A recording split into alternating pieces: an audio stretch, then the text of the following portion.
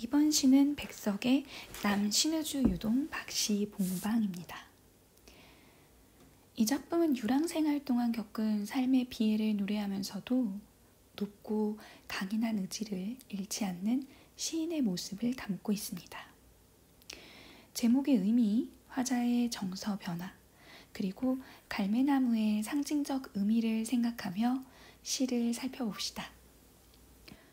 어느 사이에 나는 아내도 없고 또 아내와 같이 살던 집도 없어지고 그리고 살뜰한 부모며 동생들과도 멀리 떨어져서 그 어느 바람 쐰 쓸쓸한 거리 끝에 헤매이었다. 화자는 가족과 떨어져 홀로 지내고 있습니다. 삶의 터전이 되는 집도 없어져 버렸고요. 떠돌이 생활을 하고 있는 화자의 감정은 외롭고 쓸쓸하기만 합니다. 바로 날도 저물어서 바람은 더욱 세게 불고 추위는 점점 더해오는데 객지에서의 고난은 더해갑니다. 어디라도 몸을 의탁할 곳이 필요하겠죠. 나는 어느 목순의 집 헌사슬간 한 방에 들어서 쥔을 붙이었다. 여기서 쥔을 붙인다 라는 것은 주인집에 세를 얻어 기거함을 의미합니다. 앞서 어느 목순에라고 했는데요. 제목을 생각해보면 화자는 박씨복네 집에서 새빵살이를 하게 되었음을 알 수 있네요. 이리하여 나는 이 습내나는 춥고 누긋한 방에서 낮이나 밤이나 나는 나 혼자도 너무 많은 것 같이 생각하며 화자는 혼자 빈 방에 누워 있습니다. 나 하나도 내가 감당하지 못할 것 같이 그렇게 느껴지죠. 삶이 너무도 고단하여서 자기 혼자 자신의 몸을 추스리기도 어려운 상황입니다. 디롱배기에 북덕불이라도 담겨오면 이것을 안고 손을 쬐며 제2의 뜻없이 글자를 쓰기도 하며 바람이 세게 부는 추운 날을 생각해 보세요. 방 안에 작은 질그릇에 불이라도 피워놓고 따뜻함을 느껴봅니다. 그렇게 잠시나마 온기를 얻으면서 화자는 위안을 얻겠지요. 타고 남은 제 위에 뜻없이 글자를 적어가며 무료함과 지루함을 달래보기도 합니다. 또 문 밖에 나가지 않고 자리에 누워서 머리에 손깍지 베개를 하고 굴기도 하면서 나는 내 슬픔이며 어리석음이며 소처럼 연하게 새김질하는 것이었다. 화자는 문 밖에 나가지도 않고 방에 누워서 하루를 무기력하게 보냅니다.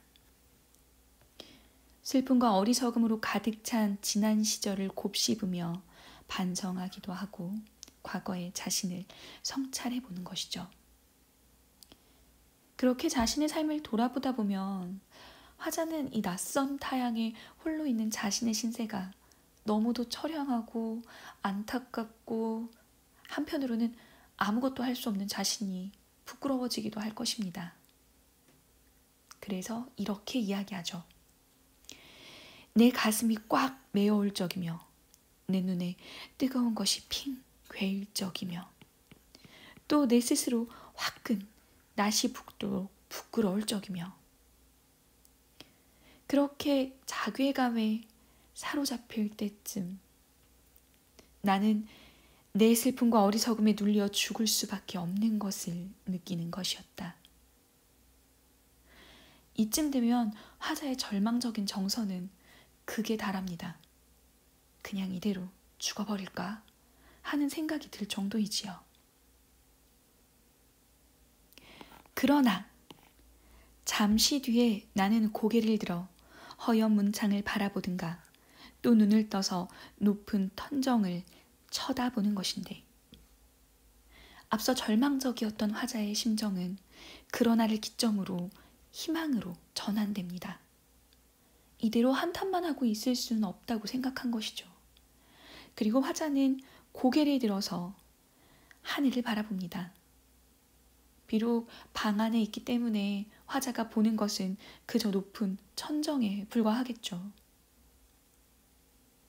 이때 나는 내 뜻이며 힘으로 나를 이끌어가는 것이 힘든 일인 것을 생각하고 이것들보다 더 크고 높은 것이 있어서 나를 마음대로 굴려가는 것을 생각하는 것인데, 화자는 이제 이렇게 생각합니다. 내가 이렇게 절망적인 상황에 놓인 것은 나의 의지나 능력 때문이 아니라 더 크고 높은 것이 있어서 그런 절대적인 운명을 주관하는 절대자와 같은 존재가 나를 이렇게 만들어가는 것이라고 생각하는 것이죠. 외로운 처지에서 느꼈던 부끄러움이나 회한의 정서는 이제 운명에 순응하는 것으로 변화합니다. 이렇게 하여 여러 날이 지나는 동안에 내 어지러운 마음에는 슬픔이며 한탄이며 가라앉을 것은 차츰 앙금이 되어 가라앉고, 갈등이 해소되기 위해 여러 날이 지났습니다. 홍수에 격동하는 탕류같이 격하게 요동치던 화자의 마음은 이제 조금은 진정이 되었어요. 슬픔, 한탄, 이런 부정적인 감정들은 마음 저 깊숙이까지 가라앉았고, 그렇게 내면의 평화가 찾아옵니다. 외로운 생각만이 드는 때쯤 해서는. 하지만 여전히 혼자인 화자에게 외로움과 쓸쓸함의 정서는 남아있네요. 가족에 대한 그리움이 떠오르는 것이겠지요. 더러 나주손에 살랑살랑 싸랑눈이 와서 문창을 치기도 하는 때가 있는데, 나는 이런 저녁에는 화로를 더욱 다가끼며 무릎을 꿇어보며, 저녁 무렵 밖에는 눈이 내립니다. 화자는 눈을 바라보며 화로를 가까이 가지고 오죠. 그리고 무릎을 꿇고 앉아 자신을 되돌아봅니다. 어니 먼 산 뒷옆 바우섭에 따로 외로이 서서 어두워 오는데 하이하니 눈을 맞을 그 마른 잎새에는 살랑살랑 소리도 나며 눈을 맞을 그 드물다는 굳고 정한 갈매나무라는 나무를 생각하는 것이었다.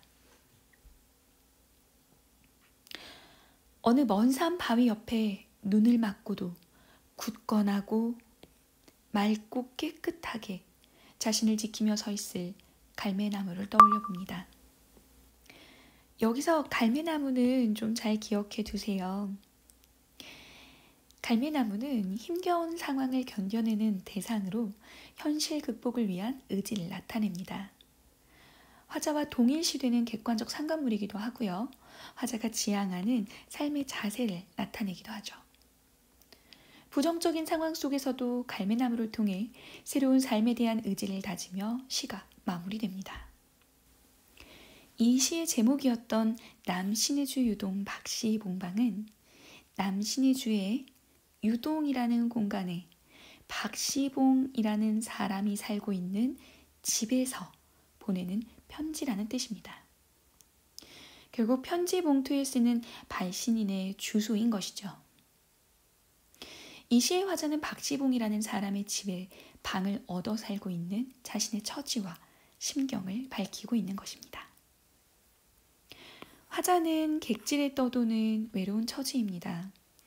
앞부분에서 박씨봉 집에서 홀로 살며 느끼는 외로움, 쓸쓸함, 회한, 슬픔, 자괴감, 절망 등을 표현하고 있었죠. 가족과 떨어져 타지에서 지내면서 슬프고 부끄러운 자신의 삶을 되돌아보며 화자의 감정은 정말 밑바닥까지 내려옵니다. 하지만 뒷부분으로 가면 그 시상이 조금은 달라지죠. 그러나 라는 단어를 바탕으로 뒷부분에서는 이런 무기력한 자아를 인식하고 현실적인 한계를 받아들입니다. 그리고 이 모든 것이 운명이라고 여기게 되죠.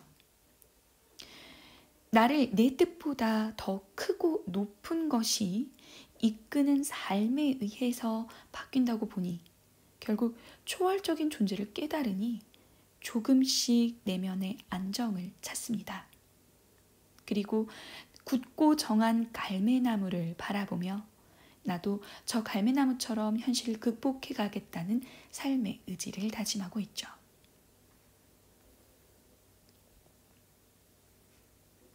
이 시는 산문 형식으로 잦은 쉼표의 사용을 통해서 내재율을 유지하고 있었습니다.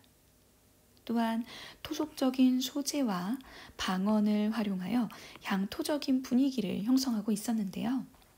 특히 평안도 사투리가 많이 사용되고 있었죠.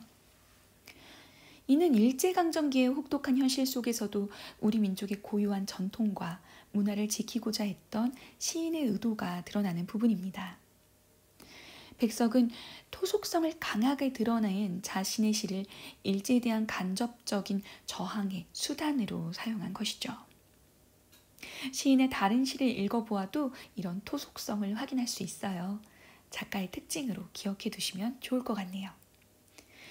여기까지 백석의 남신의주 유동 박시봉방이었습니다. 고생하셨어요.